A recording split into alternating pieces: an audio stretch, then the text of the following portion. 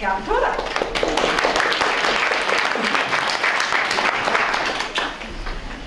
So this is an outline of what I'm going to talk about tonight. First, I'm just going to talk briefly about the prevalence and cause of obesity in horses, and then get into more of the specifics regarding recognizing obesity and talk about how to objectively body condition score horses.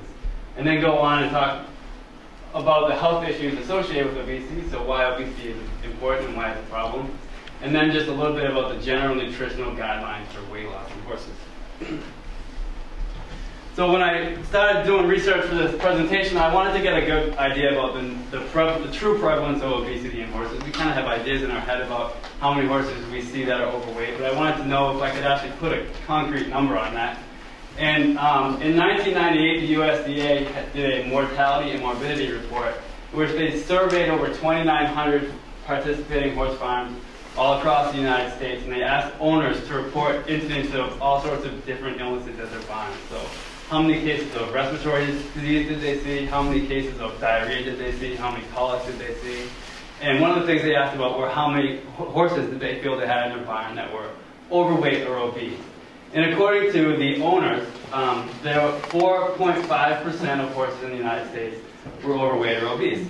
And if that were true, we probably wouldn't have to have this talk tonight, because that's really not too bad of a number. And so I wanted to see if I could find some more objective data that wasn't owner reported.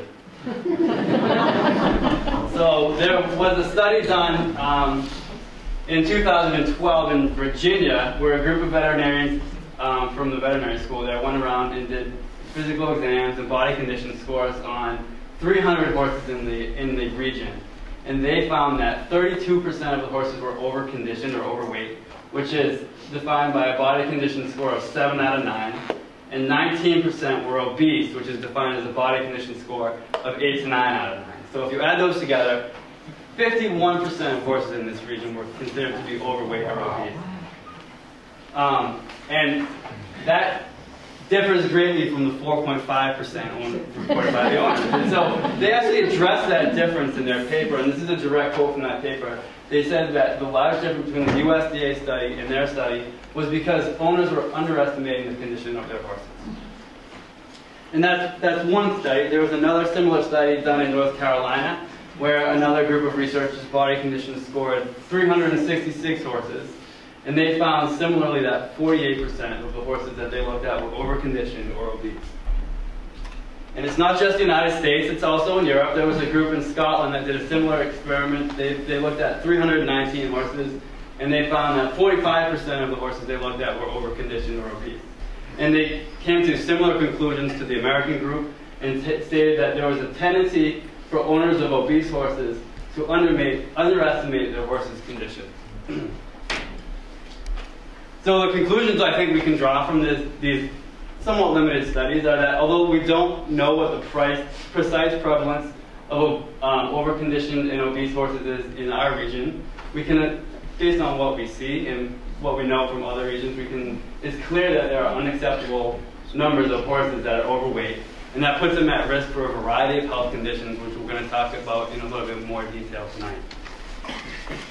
And also we can see that the owner assessment of the horse's body condition is often inaccurate, and it's often an underestimate. So we're going to talk in some detail tonight about how to kind of adjust what we think of as an overweight horse, a normal horse, and a thin horse. And then one of the things these papers I've been reading has talked a lot about is what causes horses to become obese, and it's not really that complicated. There's an imbalance between energy intake and energy expenditure, which is really just a fancy way of saying there's too much of this kind of thing going on and not enough of this kind of thing going on. The horses are eating too much and they're not exercising enough. And this is a direct quote from one of those papers. They said that many horses and ponies spend much of their day in stalls or small dry lots with occasional use in riding activities. And I have to say that describes the vast majority of the horses that we see in this area. And in these circumstances, daily energy requirements are often no higher than maintenance levels, yet many are fed much more than this. So there are multiple factors that play into this imbalance, and we just talked about the external factors of diet and exercise.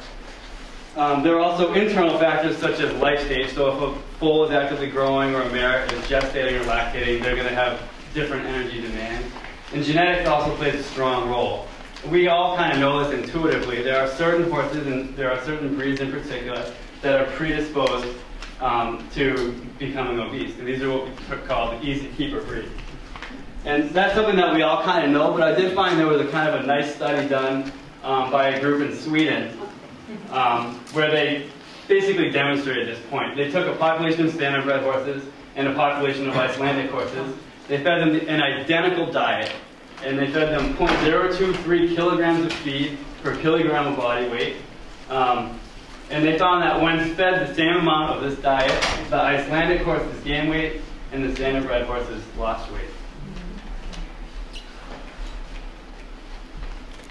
And there's this is not an exhaustive list, but these are some of the breeds that come to mind when we think of these easy keeper breeds that just seem to gain weight from breathing air.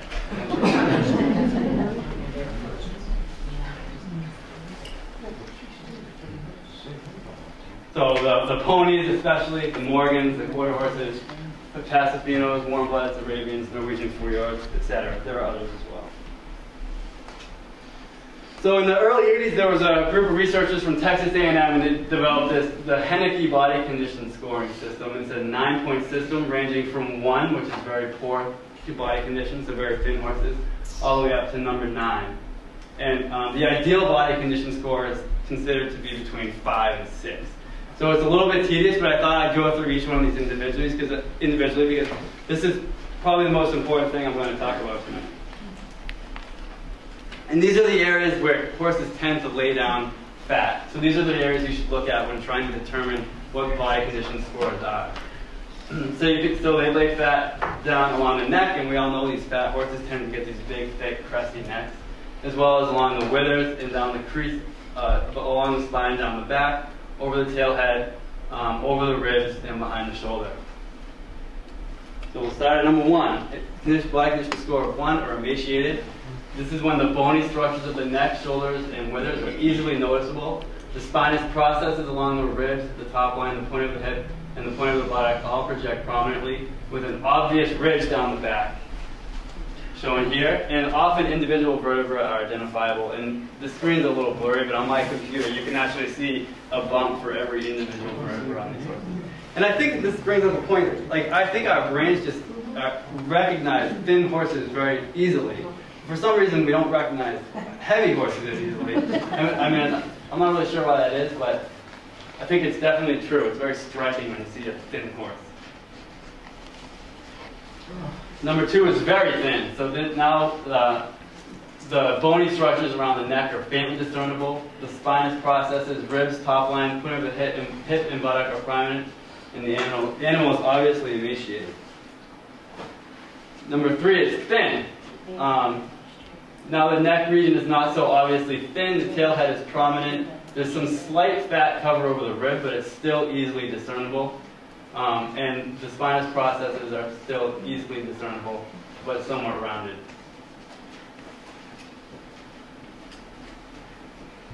Number 4 is moderately thin. So now the ribs are still faintly discernible visually. The point of the hips and things are not visually discernible. You can start to feel some fat and some softening around the tailhead. There's a slight negative crease or ridge along the top line, so you can still, if you run your hands over the top of the horse, you can still feel a bump where the top of the vertebra lies. They aren't yet buried in fat. So now we're getting into body condition 5. We're getting into the normal range now. So now the shoulder areas appear rounded and blend more smoothly into the body. The ribs cannot be seen, but are easily felt. And that, for me, that's the biggest tip-off. If you can't see the ribs, but you can just, as soon as you run your hand over the horse, even if you're just using the palm of your hand, you can easily feel the ribs. And you're not digging your fingers through 1.5 inches of fat to feel the ribs hitting under there. So the back now is level with neither a ridge nor a gully. So right here it's fairly level. The tailhead is softening further and feeling spongy. Now body condition 6 is in the upper range of normal.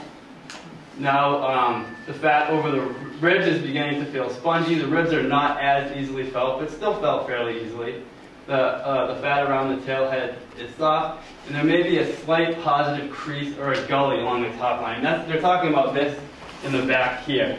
It's pretty flat, but there's a little bit of a dip where the vertebrae are. It sort of makes like an M. So if you can see a little bit of that, that's okay. But a lot of these horses have what Helen always calls it, a river running down the center of their back. They just have large levels of fat built up around the vertebra, and they get this big gully down the center of the back. And that's not normal. Okay, so 7, this is now we're into the overweight region. So further fat deposited around the neck. Individual ribs can be felt, but now you really have to press down to feel those ribs. There's a slight positive crease down the back, so you can see this horse now starting to get this M shape if you look at it from behind. Number 8, they just call it fat. Now the withers are starting to fill around in with fat. Behind the shoulder is starting to fill in. The ribs now cannot be felt, and there's a more noticeable positive crease down the back. And number 9, they call this extremely fat, not my word. And now bulging fat along the neck, the shoulder, and the withers. Patchy fat is starting to appear over the ribs. There's an obvious positive crease, so now we have this river running down the back here. And I love this part. Obvious fat deposits along the inner buttocks. So when this pony runs, its legs are rubbing together because it's so overweight. So now I'm going to talk about why obesity is a problem in horses, and I come up with 3 main complications associated with obesity. And I'm going to start by talking about the least severe, or the one we worry about kind of least, and work our way up to the most severe consequences. The first complication is reduced athleticism. So obviously, if your horses are overweight, they're not going to be athletes. They're not going to be able to do what you want them to do. It's pretty simple. 2 is thermoregulatory inefficiency. So fat is a good insulator, and horses are predisposed to getting kind of overheated in the summer, and fat horses more so. 3 is arthritis. So if these horses are carrying around all this extra weight, there's that much more strain placed on their joints and their bones and their tendons and their ligaments and everything. And so they're predisposed to developing laminitis associated with that. And there's a quote amongst the endurance horse community, which is a lean horse for a long ride. And I really like that quote. I think it's originally meant for if you're going to do a 100-mile trail race, you want a lean horse for that race. You don't want to ride on a big overweight horse. But I think that applies more generally to horses as well, where if your horses are leaner, you're going to be able to, they're going to be happy and healthy for longer. And it has been suggested that overweight horses are more predisposed to developing certain types of colic. Overweight horses tend to deposit fat within the mesentery, around their intestines and their abdominal cavity, and they form these things called lipomas, which are just big fatty deposits. And occasionally they'll develop what's called a pedunculated lipoma, which is basically a mass of fat that's about the size of a baseball or a softball. And it's on this pedicle, which is kind of like a long string that it's suspended from the body wall. And it just kind of hangs out within the abdomen, surrounding all the intestines and things like that. And when these can occasionally, this pedicle can get looped around the intestine and tied off and cinched down, and it obstructs the small intestine and prevents the flow of food through the intestine, but also cuts off the blood supply. So this is one of the most severe forms of colic, and is always fatal without surgery. So the next complication is insulin resistance, or what is kind of been termed equine metabolic syndrome. So overweight horses are prone to becoming insulin resistant. And I'm going to talk a little about why we think that may be in a minute. And this horse kind of demonstrates the phenotype of an insulin resistant metabolic syndrome type horse. They tend to be generally obese, but also many of them, not all of them, but many of them have what's termed regional adiposity, where they just have these weird deposits of fat in different areas on their body, and they get, no one always calls them lumpy, they get this lumpy appearance.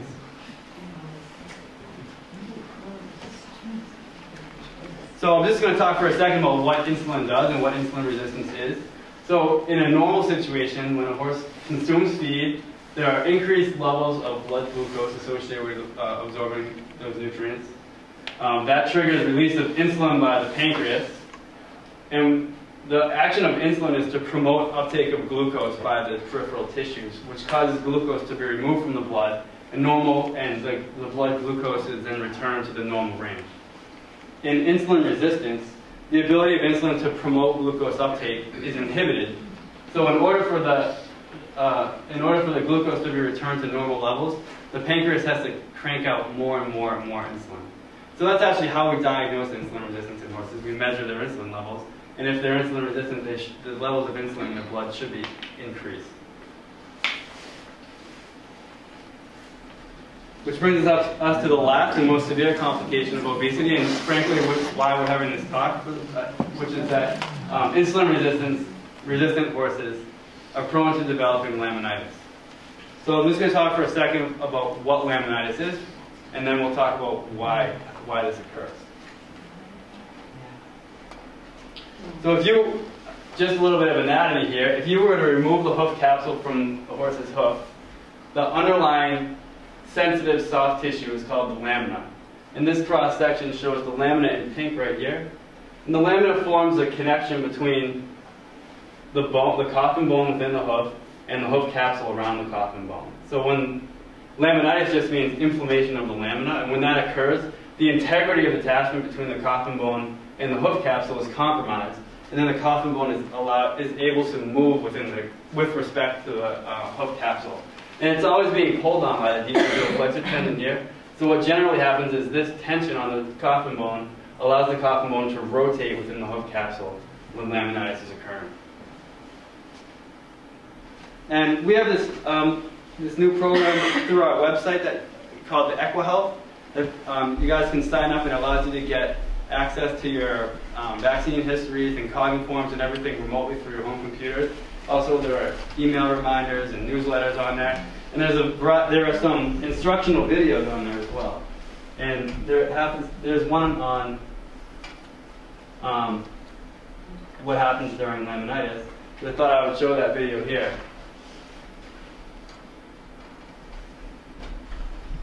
So this shows the bones within the hoof. This is the coffin bone at the bottom here.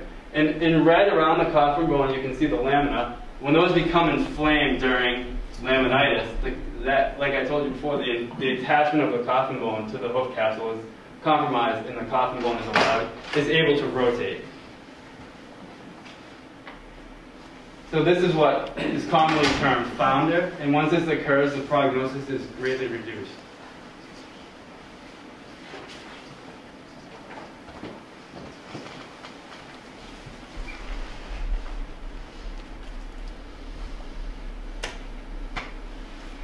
And these are some radiographs from a horse that I actually had as a patient when I was in veterinary school. This was the horse's foot before she developed laminitis. And you can see the top part of that coffin bone is parallel with the top of the hoof capsule. So there's no rotation of the coffin bone. This was just a few weeks later after she found it really badly from having placentitis. And now you can see the top of the coffin bone and the top of the hoof wall are no longer anywhere near parallel because the coffin bone is rotated. And if you've never seen it, I hope you never have to see it, but this is what an acute laminitis horse will look like. This is a typical laminitic stance. So laminitis almost always occurs in both front feet, and it's very, very painful. So the horse will do several things. And most of the pain is over the toe, so they'll push their front feet forward to get as much weight on their heels as they can, and then they'll rock back on their hind feet to get any relief they can from the weight bearing of their front feet. And sometimes the owners will call us and they haven't recognized what's going on. They'll say, my horse is just stiff, or it's walking on eggshells, or doesn't want to come out of the stall. And they'll sometimes walk fairly normally, but gingerly and reluctantly in a straight line. but when you turn them especially, you'll notice this very typical laminitic stance. So I told you before that insulin-resistant horses are prone to developing laminitis, and there was kind of a neat study that I found where they actually put a number on that, and this group found that insulin resistance was associated with a 10-fold higher risk for the development of laminitis when grazing spring pasture. And the reasons why insulin resistance promotes the development of laminitis are really not that well understood by me or by the people who devoted their careers to studying things like this. But this is the prevailing theory.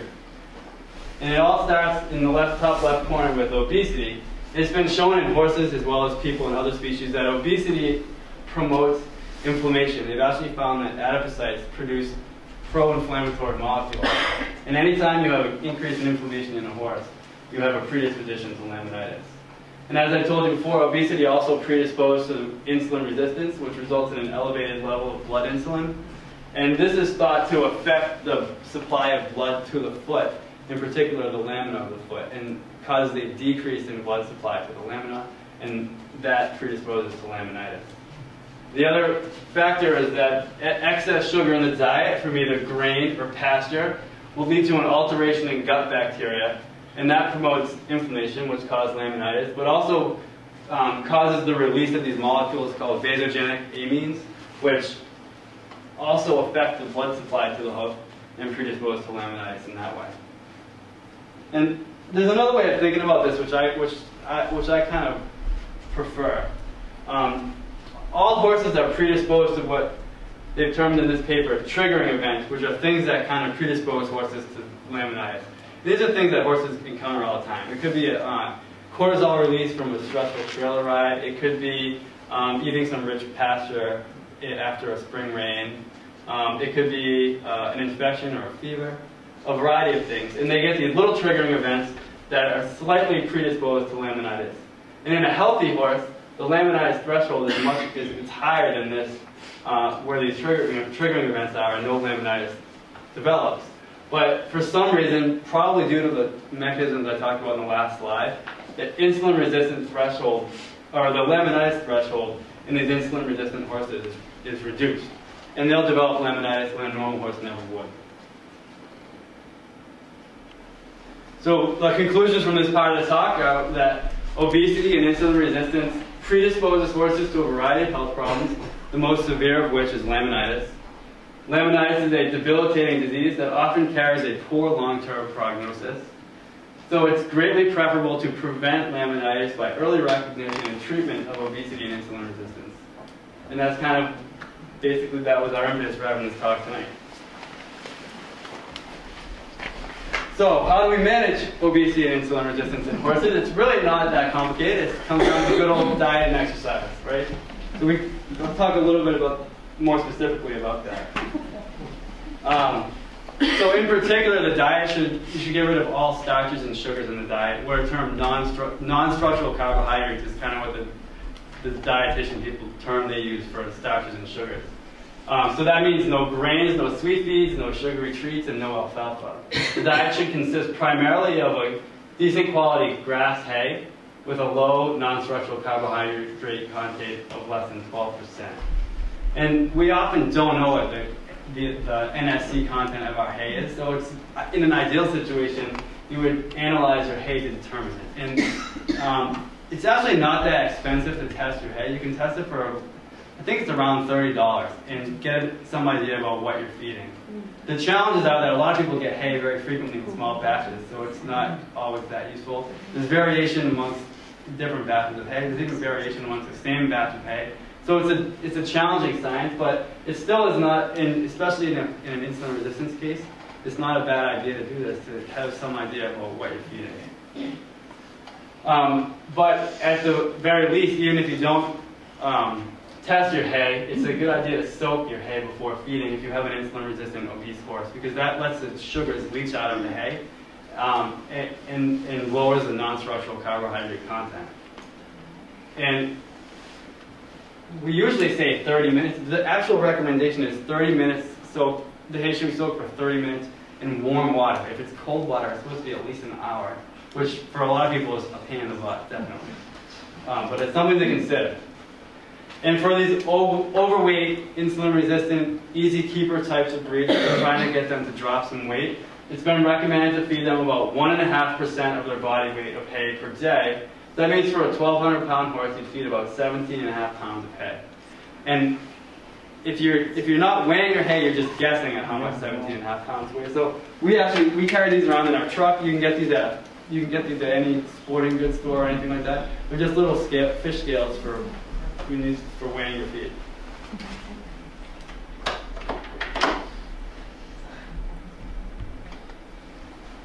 The other concern for these horses is access to pasture. So access to lush pasture should be restricted or eliminated. And at the very least, you should avoid turnout when pasture sugar content is high. If you remember back to that laminitis slide that I showed you guys before, these overweight, obese horses grazing on lush pasture are very, very susceptible to developing laminitis. So the sugar content is highest in the periods of dynamic growth. So that means in the spring or after the summer and fall rains when the brown grasses are turning green. Also, sugar content goes up when pastures are stressed following either drought or frost. And the sugars are lowest between 6 p.m. and 10 a.m. So you can kind of strategically plan your turnouts accordingly. Turn the horses out late in the evening or early in the morning to get lower starch content.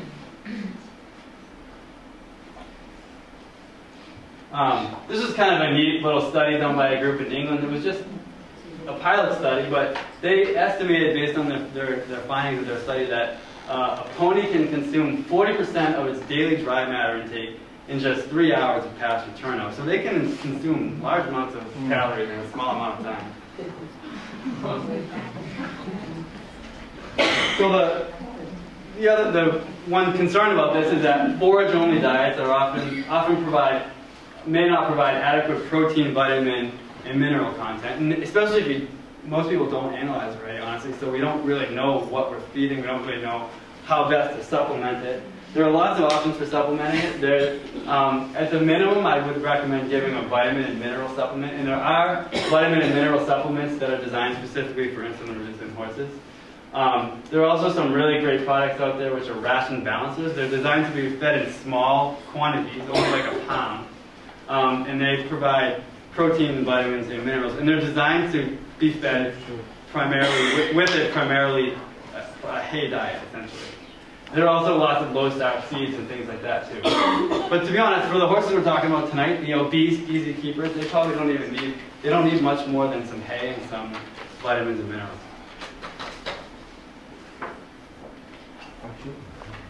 And at any time horses are restricted from a lot of pasture turnout, I always recommend a vitamin E supplement.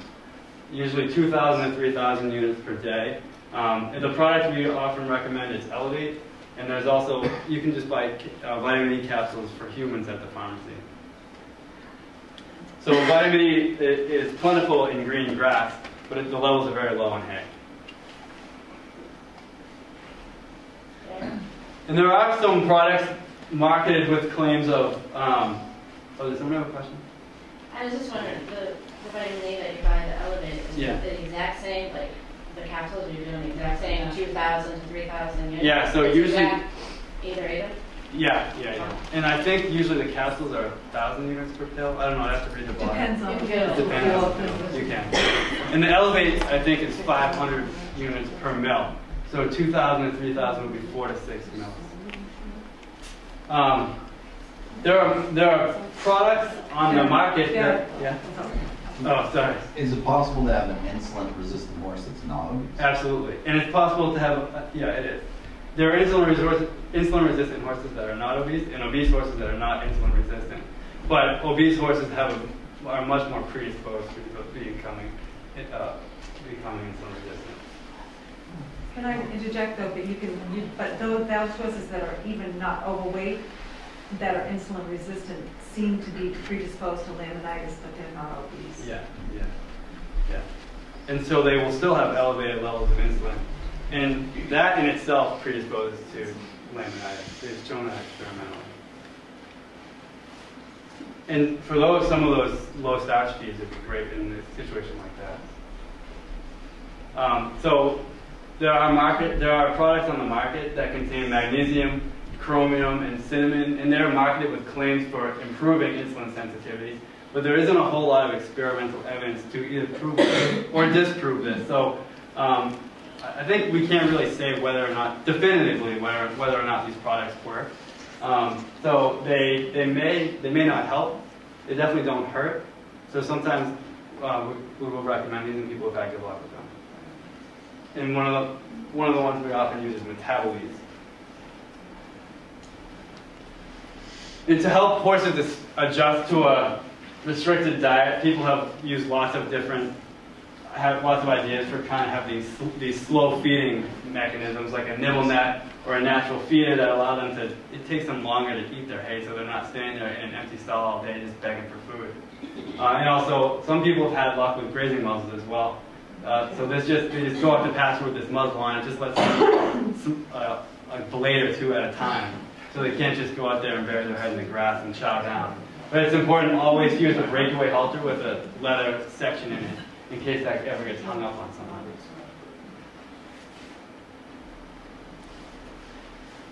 So just to kind of prove that this actually can work, this was a kind of a cool study that they did in the UK, where they took 12 overweight, insulin-resistant horses. They fed them 1.5% of their body weight, just like we talked, in pre-soaked hay, and provided a mineral supplement. They were given 1 hour of turnout per day and wore a grazing muzzle while they were turned out. And this resulted in weight loss, improved body condition score, and improvements in insulin sensitivity within as little as 6 weeks. And I did a lot of research when I was in school because I did a PhD, and I just have to show this because this data is so beautiful. The correlation this correlation coefficient is amazing. These horses they just lost weight. There's no two ways about it. Look at those error bars. The error bars are pretty big, but there's 12 horses. There's a lot of heterogeneity. But their p-value was below 0.001 for that test.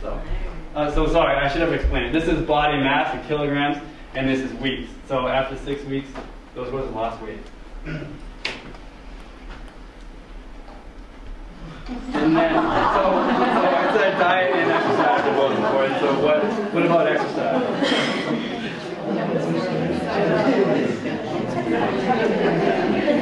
This was another interesting study that was done down in Kentucky, where they took a group of obese, sedentary mares, and they lunged them at a trot for 30 minutes per day for 7 consecutive days.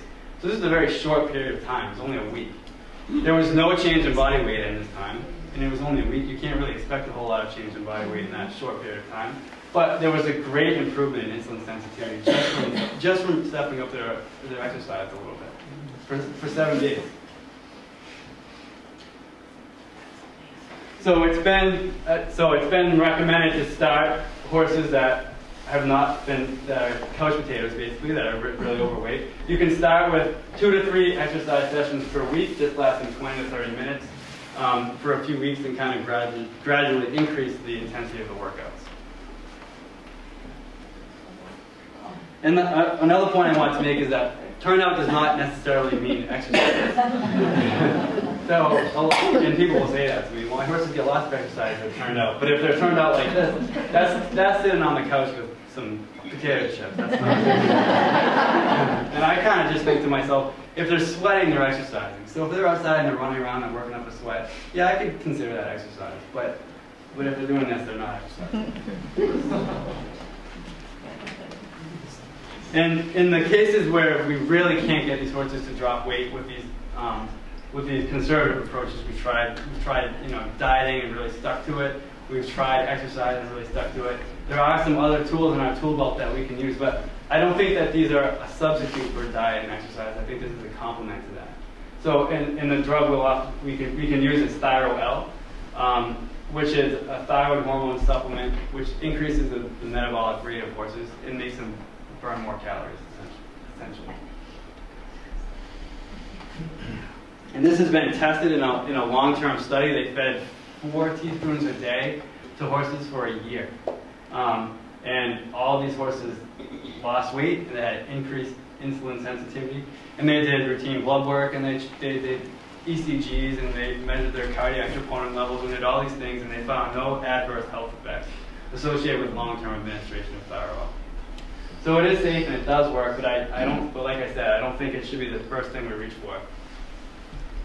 We often will do that in a case that's already founded. We'll reach for the Thyroil then if they're really overweight. But ideally, you would get a handle on it before that happens. So this is just a couple final points which are associated with managing obesity. First is to set realistic goals for weight loss. They're not going to drop a body condition score overnight, but it should occur over the course of around 1.5 or 2 months. It's important to monitor your progress. So weight tape your horses and body condition score them every 2 to 4 weeks. And we have free weight tapes in the back for anyone who wants to grab them. It's important to make all feed changes gradually over the course of 10 to 14 days. If you just take a really overweight pony and just pull all of its feed away, that's not a good idea because they'll get increased levels of triglycerides in their blood and they can get into trouble with that. But also, in general, when you're changing hays or reducing the amount of hay or changing feeds, it's a good idea to do that over a course of a couple of weeks so that you don't have a big shock to the gut flora, have a big change in the gut flora, and that predisposes to developing some colic. And then, of course, you have to maintain the target weight once it's attained. And I restarted this wellness program that I would encourage everyone to take advantage of if this is something that they're concerned about. It's a $50 exam fee. We're offering a discount now. It's 20% off the exam fee and the whole visit. So it's $40. When you come out to your farm, we do a thorough history looking at what you do with your horse, what you feed them, what your deworming is, all the different diet stuff, the vaccine history, all those kind of things, any health concerns you have, any endocrine signs we see. Then we do a really thorough physical exam, looking at all the different body systems, look in their eye, look in their mouth, body conditions for the horses, do a weight tape on them, look at the environment that the horse is in, measure, kind of look at the air quality, the stall safety, all that kind of stuff. You can see this horse was an 8 out of 9, it had a crusty neck. This is the horse I saw last week. And then I will come up with a report for you that we'll send to you after the visit, in which we summarize the exam findings, list the suggested lab work or ancillary procedures, and then we give you recommendations on feeding, deworming, vaccines, exercise in this case, etc. So this horse was kind of a typical example of what we're talking about, and I made many of the recommendations that we just talked about in Fleshy. No, that's all I have. Thank you so much for your attention.